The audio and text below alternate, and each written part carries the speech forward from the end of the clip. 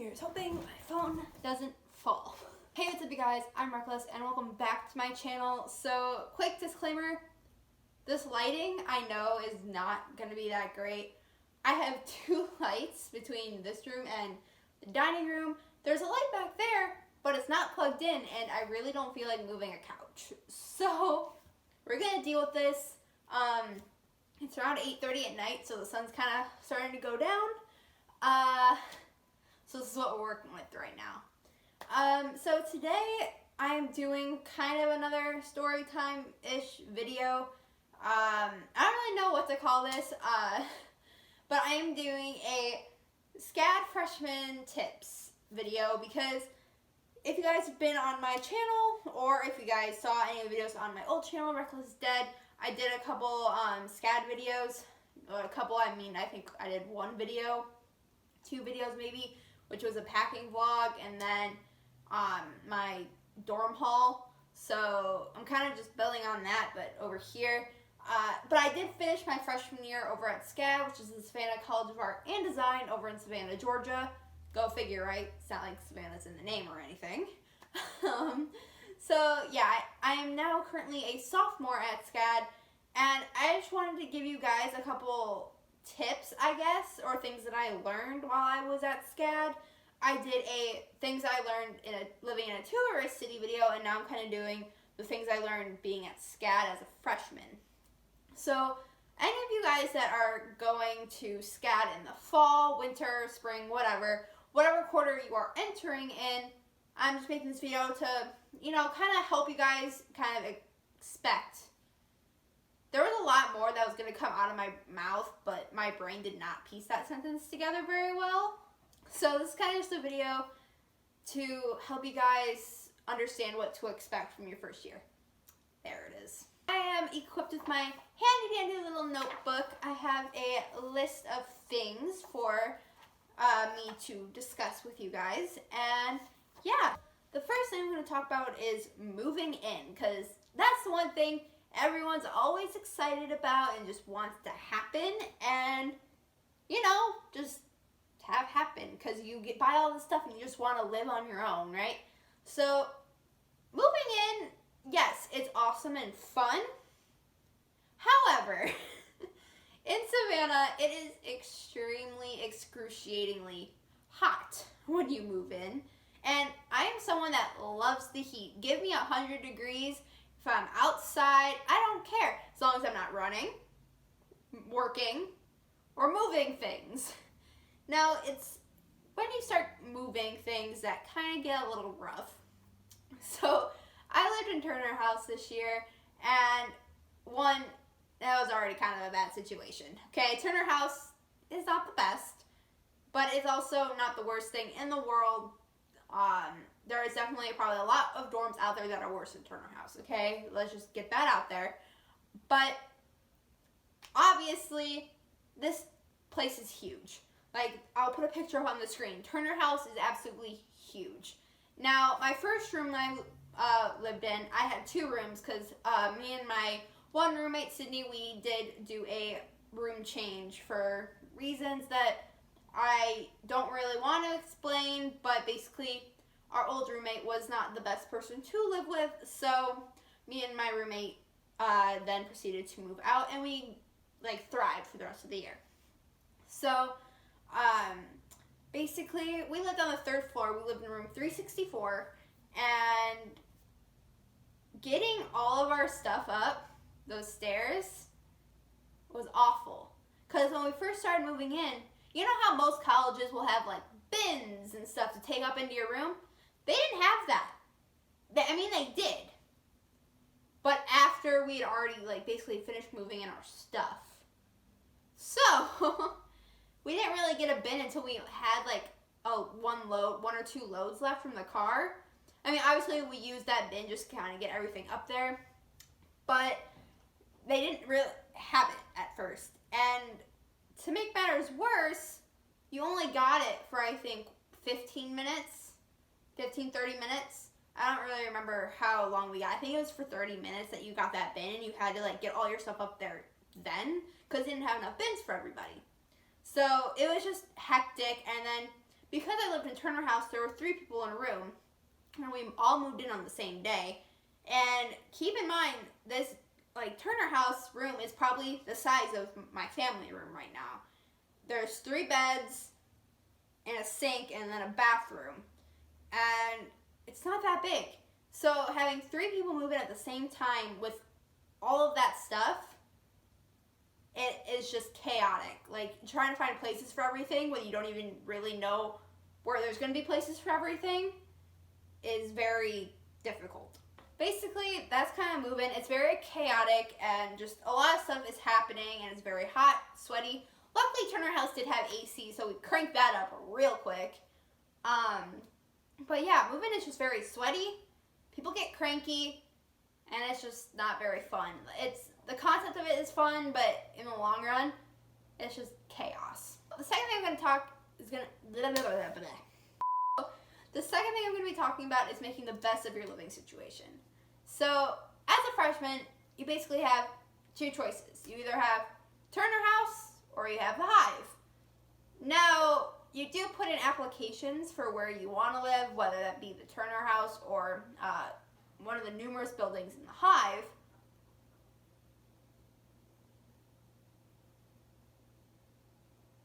I'm not even going to ask what that was. So you either get Turner House or one of the numerous places in the Hive, because the Hive is a lot of buildings. I think 2 or 3 buildings are in there for upperclassmen, but as freshmen you get the rest of them. So in Turner House, there's a meme. If you can go follow SCAD memes over on Instagram, and there'll be plenty of memes about Turner House. It's always on fire, and it's just the peasant place compared to the Hive. So the Hive was just newly built. There was an old Hive, but they rebuilt it so it's bigger and it has room for more people. But Turner House is kind of like I guess the stereotypical type dorm where you have one room and you share it with people. That used to be only double occupancy, but because there's so many people, it has been upgraded to a triple occupancy. So you are in one room. Luckily, you all have your own bathroom. There's only 2 closets, so you gotta share. And there's 3 beds in one room, and you're just with a bunch of people. So that's where I was the entire year. I was living with 2 other people, and then myself. And basically, it was kind of hard at first, just kind of living with other people, because you never really get your alone time. And being an introvert was very difficult for me, because at home, I'm used to just being able to go up in my room, slam the door, and no one talk to me for the rest of the day. And you can't really do that in college. I mean, you can if you get the right dorm, but in Turner House, you can't do that. There's nowhere to go. So when I was in Turner House, if I ever wanted some alone time, when, my roommates would always go to class, and I would get my alone time then, sure. But if they were there and I just needed to go away, I would go for a walk on the bridge or through the Hive or, somewhere like that, just kind of get my mind off things. Now, for the Hive, I don't really know what living in the Hive is like, because I didn't live in the Hive, but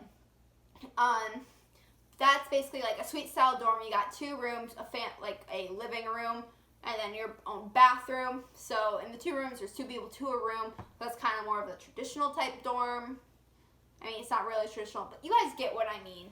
So I can't really tell you what living in the Hive is like, but that's obviously more of a better situation than Turner House, because you're only kind of living with one other person, but you're sharing a whole room with 3 other people. I don't know, it's complicated, but point is just kind of, you just kind of have to make time for yourself, go on walks, go out with friends, stuff like that, just kind of get you away from the people that you're living with. These next 2 are kind of hand in hand, is getting along with your roommates and dealing with poor roommates. Getting along with your roommates is pretty easy, and you just kind of have to keep in mind their situation and just kind of be accommodating, and they'll be accommodating back most of the time. And as long as you guys communicate and be like, hey, this is really bothering me, can we talk about this and maybe find something different, most of the time they're going to be like, oh yeah, sorry, I didn't realize this was bothering you, let's talk about it. Or if you say hey, can you not do so-and-so anymore, because it's harming me or doing something to me and I don't think it's a very good living situation, and you just talk about it, then you won't have to go through like your RAs and do mediations and all that kind of stuff. You just gotta have to learn to talk about things that bother you. I know there are some language barriers that can happen with transfer students or not transfer students, abroad students. So like people that come from Korea and like Germany and all that kind of stuff. Because SCAD is very well known for its diversity, and there's a lot of people from Japan and like the Asian culture and like just everyone from like that side of the world. A lot of people do come over here.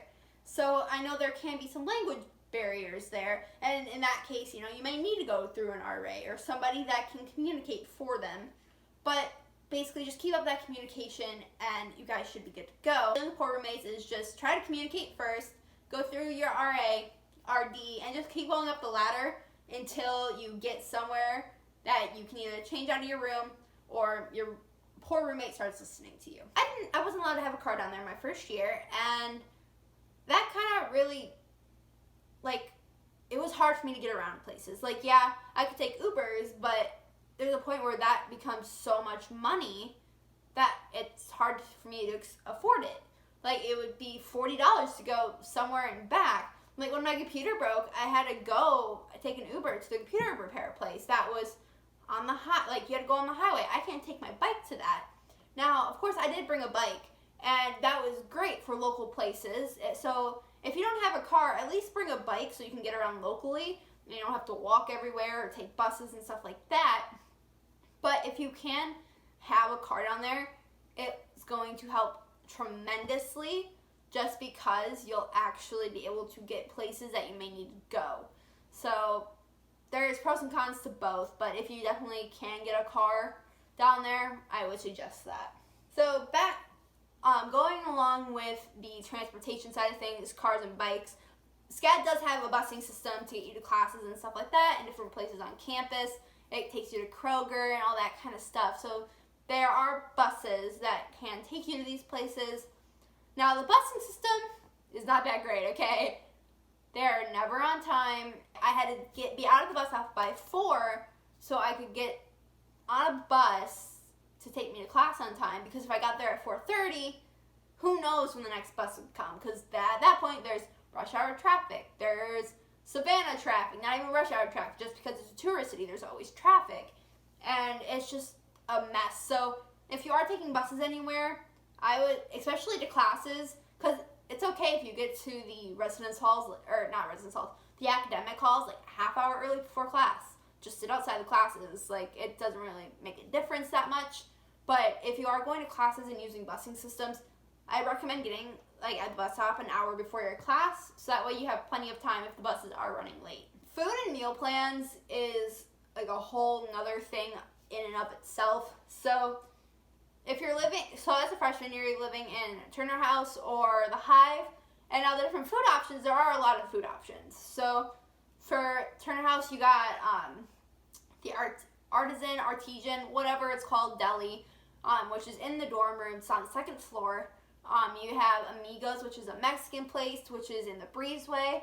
And then you also have the C-Store, and that's all in your Turner House boundaries. And then you can go across the breezeway to the Hive Cafe and B Fuel, which B Fuel is kind of like your Starbucks, I guess. It sells Starbucks and then their smoothies, and basically it's the healthy food kind of place and drinks and stuff like that. And then you have the SCAD Cafe, which is your traditional dining hall, and there's a big buffet style and people serve you food and stuff like that.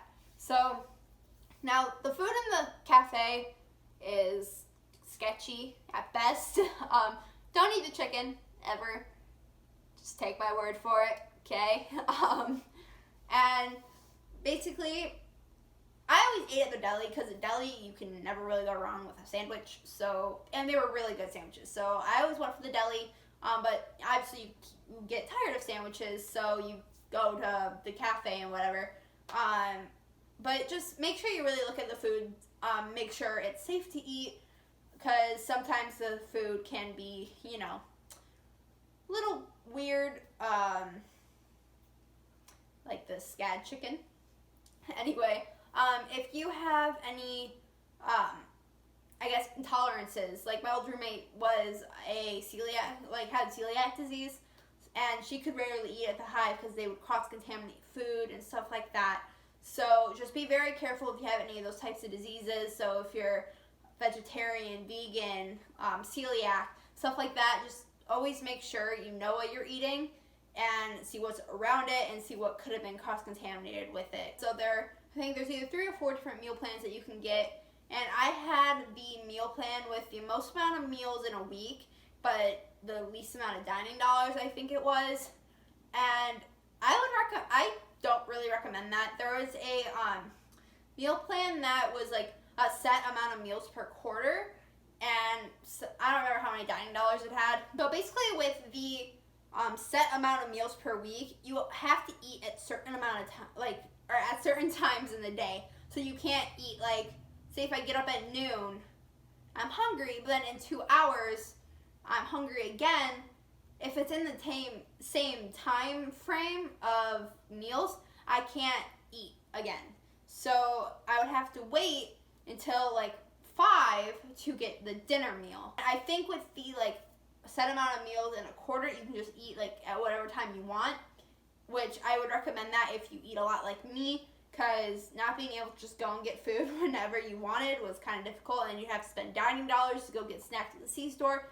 It was a whole big thing, okay? As a freshman, you take a lot of foundations classes through all the quarters. So basically what I did was my fall, winter, and spring quarter, I just took foundation classes just to get them out of the way. So a typical schedule at SCAD is 2 studios and 1 lecture. So it kind of balances out the workload. And basically all your freshman year is foundation classes. And foundation classes suck, okay? I'm going to tell you that right now. They suck. And SCAD is designed that way because it's a funnel school. Or I think that's what it's called.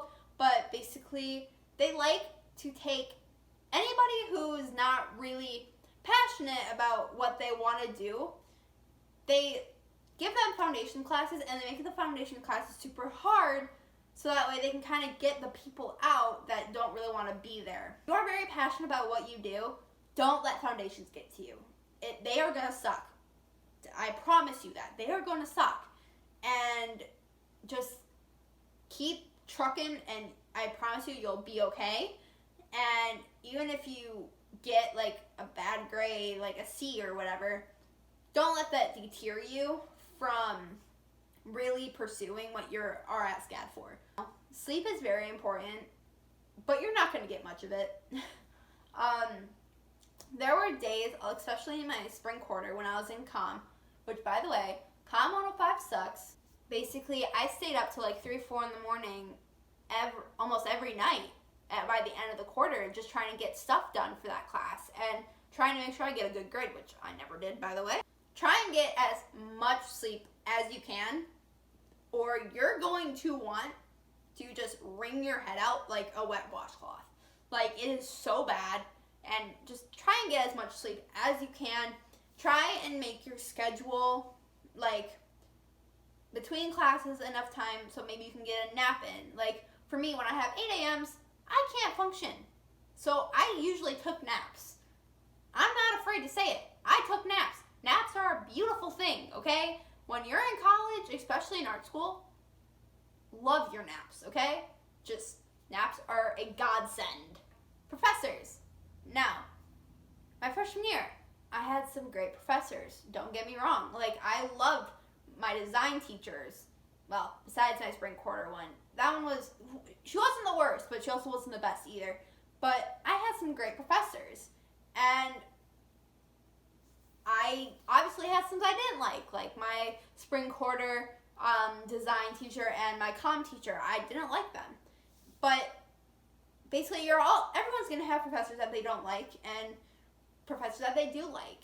And the important thing is, whether you like them or not, is just to ask questions, go to their extra help sessions, go to their office hours, and just try and understand what they're like, what they're looking for, and just do your best, because some professors are not great. I know. You're going to have professors that you don't like, but you have to get through that and just do your best in the classes that you are put in. After your fall quarter, you get to start picking your own classes, which is great, but it also sucks. So if you have any AP credits, make sure to get those in so you can get a higher registration time so you can get the classes you need more. Like for me, I was supposed to take CTXT my fall quarter. Have I yet? No. I haven't even taken the first one. I need to take 2 of them. After your fall quarter, registration is great, but it sucks because there's so much anxiety. It is so time-based. Like, you have to type in numbers ungodly fast just to get one class. Like, there were points that I only had 1 class, and I still needed to find 2 more. And it's just a matter of searching through everything that you need, everything that you can have at this moment, everything that doesn't have prereqs, everything that you have prereqs for.